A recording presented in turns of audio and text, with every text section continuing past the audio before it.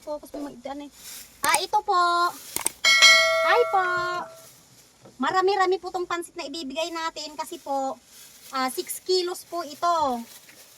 Na binigay ni Ate Mel. Paki-support nyo po. Paki-search po yung pangalan ni Ate Mel.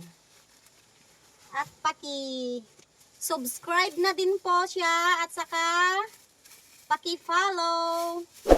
Kasi po siya po ang nagbigay nito para meron po tayong maipakain sa mga kababayan nating mga Aita-Agta.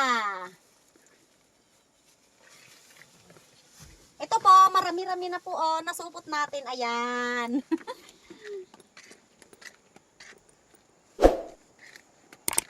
Awanin, hanggang mo kami sa panamna.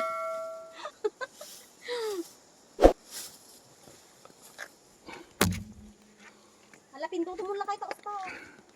Ay sige, ito laeg pa kasi ka dyan. Ano maala ate tricycle na. Ate kabuuan ma